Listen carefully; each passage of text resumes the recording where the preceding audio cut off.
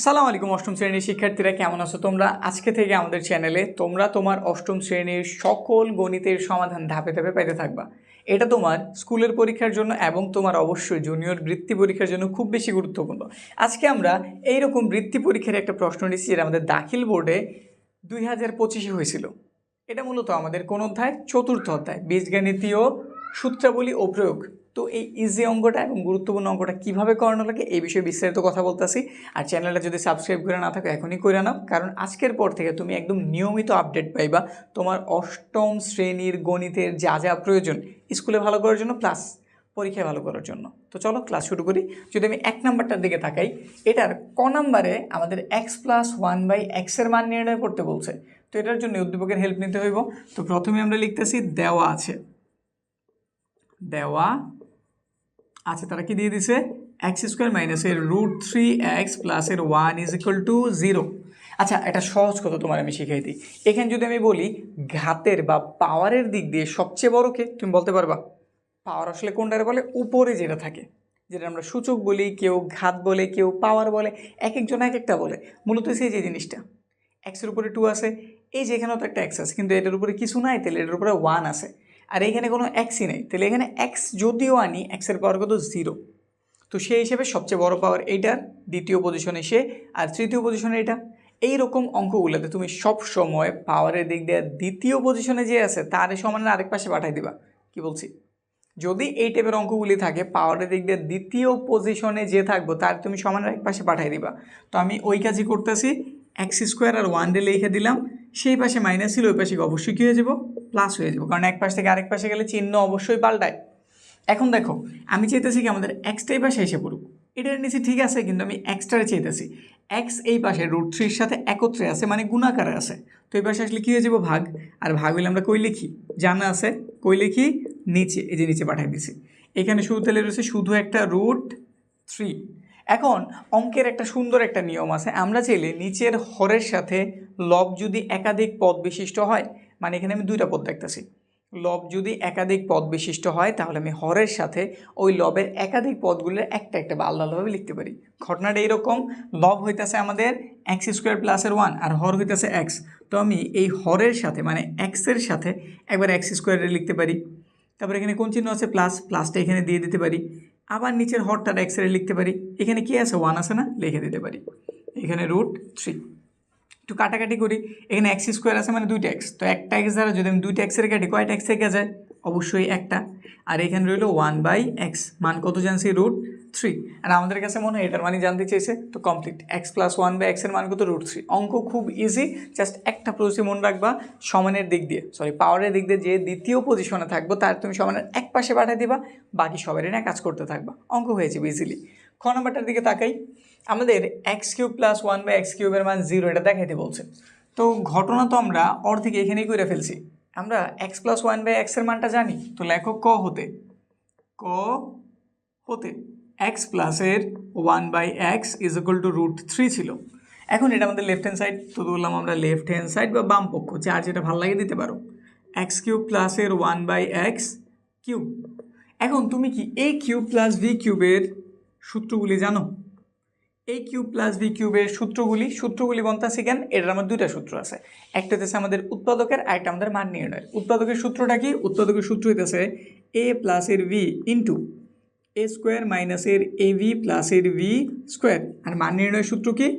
a³ + v³ এর মান নির্ণয়ের সূত্র হইতেছে a + এর v² - এর 3ab * a + এর v। আমাদের দরকার নিচেরটা, তো আমি উপরেরটা লিখলাম কেন? আমাদের যেটাই দরকার বলুক, সূত্রগুলি তোমার অবশ্যই দরকার। তো সূত্রগুলি আস্তে আস্তে প্রতিদিন প্র্যাকটিস দিয়ে একদম ক্লিয়ার করে ফেলবা, সূত্রে যাতে কোনো ঝামেলা না থাকে।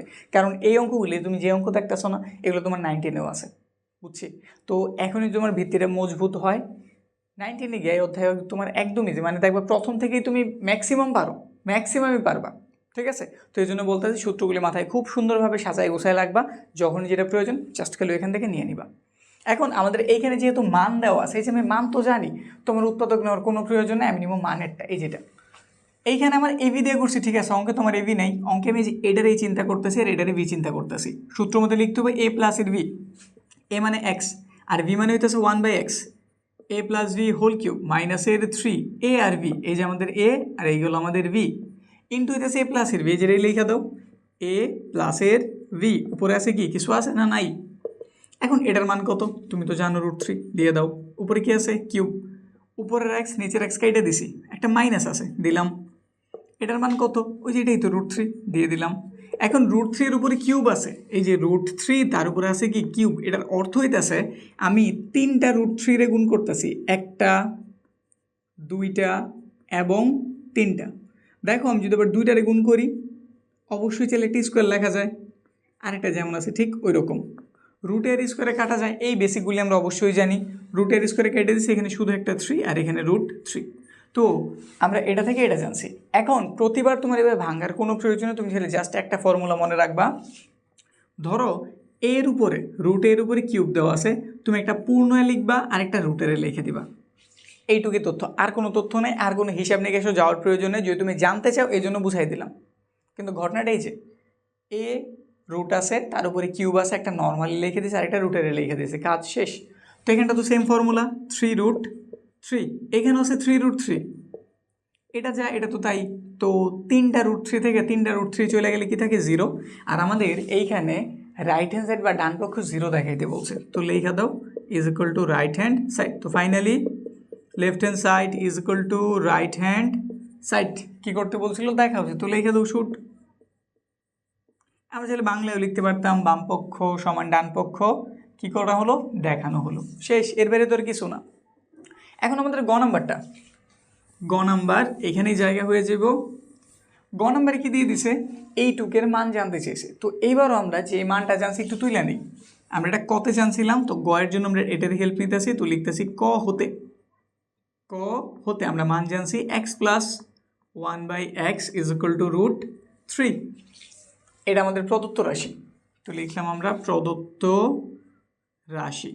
আচ্ছা, কখন আমরা লেফট হ্যান্ড সাইড লিখি আর কখন আমরা প্রদত্ত রাশি লিখি, এই বিষয়টা কি জানি? যখন আমাদের অঙ্কে আমাদের বাম পক্ষ থেকে ডান পক্ষ প্রমাণ করতে বলবো বা দেখাইতে বলবো, সেক্ষেত্রে আমরা লেফট হ্যান্ড সাইড বা রাইট হ্যান্ড সাইড লিখি। আর যখন আমাদের কোনো কিছুর মান বের করতে বলে, যেটার মান তো জানি না, এটার মান আমার বের করে দেখাও, নির্ণয় করে দেখাও, এটার মান কত, এই টাইপের প্রশ্নগুলি থাকলে তুমি লিখবা প্রদত্ত রাশি। বুঝছি, এইটুকুই বিষয়। এখন কি কি দেওয়া আছে এখানটাতে, x⁸ প্লাসের একটা 1, নিচে আছে x⁴। আমরা মাত্র একটা কনসেপ্ট জানছি, যদি আমরা এই যে এইরকম লব একাধিক পদ বিশিষ্ট থাকে, হরের সাথে আলাদা আলাদাভাবে লিখতে পারি। তো এখানে আমি সেম ফর্মুলা অ্যাপ্লাই করবো। x⁸ এর সাথে আমি লিখে দিলাম x⁴, প্লাস আছে দিলাম 1-এর সাথে লিখে দিলাম x⁴। এখানে আছে 8টা, এখানে আছে 4টা, কাটলে অবশ্যই 4টা থাকে। এখানে আছে 1/x⁴। এটার চাইলে আমরা ভাঙাইতে পারি, কারণ আমি 4-এর সূত্র জানি, আমি স্কোয়ারের সূত্র জানি, এজন্য আমি কী করতেছি, এটারে স্কোয়ারে ভাঙাইতেছি। এই যে স্কোয়ার, এটারও সেমভাবে স্কোয়ারে ভাঙাইতেছি, ভেতরে স্কোয়ার দিয়ে দিলাম, বাইরে স্কোয়ার, 2 দুগুণে কত হয় 4, মানে মান ঠিকঠাক আছে কিন্তু স্কোয়ারে শেপে এসে পড়ছে। এই পুরোটার তুমি এই চিন্তা করো এর উপরে স্কোয়ার, এই পুরোটারে বি চিন্তা করো বি এর উপরে স্কোয়ার, তাহলে কার সূত্র, a² + b²। এখানে একটু সূত্র লিখি। আচ্ছা, a² + b² এর সূত্র কি তোমরা জানো? এটা সূত্র হইতেছে দুইটা, একটা হচ্ছে a + b² - 2ab, আর এটা হইতেছে a - b² + 2ab। আমরা দুইটাই ব্যবহার করতে পারি, কিন্তু তুমি সবসময় মনে রাখবা যখন তুমি দেখবা তোমার ডাবল স্কোয়ার আছে, মানে সূত্র কয়বার হইব, 2বার। ডাবল স্কোয়ার থাকার অর্থ হয়েছে একবার সূত্র হইব, ওই সূত্র থেকে আবার সূত্র হইব। তো এইরকম ক্ষেত্রে তুমি প্রথমবার যে সূত্রটা করবা, তুমি সব সময় প্লাসের সূত্রটাই করবা। প্লাসের বলতে আমি এটারে বুঝাইছি, মানে a + b² - 2ab। আমি পুরোটার এই চিন্তা করছি, এই পুরোটার কি চিন্তা করছি, v, তো লিখে দিলাম আমরা a + v²। এই যে a + v², তারপর -2ab লিখে দিলাম 2a হইতেছে এটা, আর v কোনটা, এই যে এটা।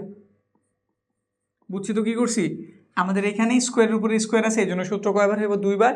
প্রথমবার আমি সব সময় প্লাসের সূত্র নিব, এই যে প্লাসের সূত্র a + v² - 2ab।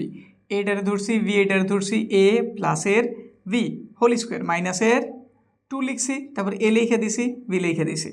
এটা উপরে আছে, এটা নিচে আছে, কেটে দিলাম। এখন দেখো এখানে আবার সূত্র হইতেছে a² + v²।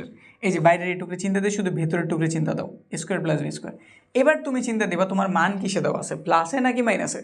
আমাদের মান তো প্লাসে দেওয়া আছে, তাহলে এবারও প্লাসের সূত্রটাই নিমু। যদি এখানে মাইনাস দেওয়া থাকতো তাহলে অবশ্যই আমি নিচের সূত্রটা সিলেক্ট করতাম, এ তুমি দেখলেই বুঝে যাইবা। যদি প্লাসে থাকে আমি প্লাসের সূত্র অ্যাপ্লাই করব, মাইনাসে থাকলে মাইনাসেরটা। তো আমরা আবার প্লাসের সূত্র অ্যাপ্লাই করতেছি শুধু ভিতরে, তো লিখে দিলাম এ প্লাসের ভি হোল স্কোয়ার মাইনাসের 2, এই যে এ এই যে ভি, এই যে এ এই যে ভি লিখে দিলাম। এখন আমরা তো এইটুকুর সূত্র করছি মাত্র, যেখানে আমাদের এ ছিল এক্সে আর ভি ছিল 1/x লিখছি। এবার এই পুরোটার উপর একটা হোল স্কোয়ার আছে না, তাহলে এই পুরো সূত্রের উপর একটা কী এসে পড়বো, হোল স্কোয়ার ব্রেকেট দিয়ে দিলাম। বাইরে একটা মাইনাসের 2 ছিল, বসাই দিলাম। এটার মান কিন্তু আমরা জানি, এটার মান কত √3, তো বসাও √3, তার উপরে একটা কী আছে স্কোয়ার, উপরে নিচে এক্সে কেটে দিয়েছি মাইনাসের একটা 2, এই পুরোটার উপরে একটা হোল স্কোয়ার মাইনাসের একটা 2। আমরা জানি রুটের স্কোয়ারে কাটা যায়, 3 হইল বিয়োগের 2 হইল, পুরোটার উপরে একটা স্কোয়ার দিয়ে দিলাম বিয়োগের 2, 3 থেকে 2 চলে গেছে, 1ই থাকবো, আর 1-এর উপরে স্কোয়ার বিয়োগ একটা 2। এবার বলো 1-এর স্কোয়ার কি 1ই হয় না, আর মাইনাসের একটা 2 আছে, তো মাইনাসের 2 থেকে 1 চলে গেলে মাইনাসের একটা কী থাকে 1, ব্যাস আমাদের অ্যান্সার কমপ্লিট। খুবই ইজি একটা অঙ্ক ছিল নাকি? তো জটিল কিছু দেখাও তো পাইতে চাও, জটিল ইজি যা কিছু তোমার প্রয়োজন সব কিছু তুমি চ্যানেলে পেয়ে যাবে, সাবস্ক্রাইব করে রাখো নিয়মিত, এখন তুমি 8ম শ্রেণীর গণিতের সমাধান পাইতে থাকবা। ঠিক আছে, তো আজকের ক্লাসে এই পর্যন্ত, সামনের জটিল ক্লাসে, জটিল না আসলে গুরুত্বপূর্ণ ক্লাসে দেখা হইতেছে।